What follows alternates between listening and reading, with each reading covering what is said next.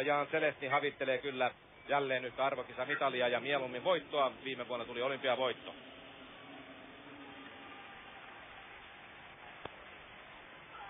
Raju veto ja nyt se lähtee hyvän mallisena se kaari ja kantaa 86 metriä.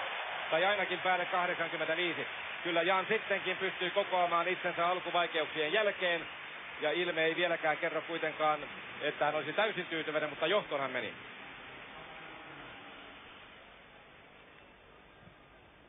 No kyllä tässä tietysti nyt nähdään sitten se, että kun Jan on saanut koottua hermonsa siellä, niin mitä se tekee, kun hän saa keihään oikealle radalleen. Kyllä tuo veto tässä kilpailussa kaiken aikaa on ollut erittäin kova ja tässä nähdään, että keihäs vähän paremmin pysyy siellä asennossa kuin aikaisemmin. Ja näin Jani johtoon reilun metrin erolla Kimmoon.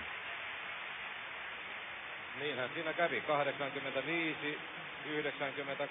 85-98 ja yhtäkkiä se tuntuu pettymykseltä, että Jan Selesny johtaa, vaikka koko kauden ja koko täälläolon ajan on puhuttu siitä, että hänhän mestaruuden vie, mutta nyt se sittenkin tuli kylmänä suihkuna niskaan, mutta eihän me vielä luovuteta.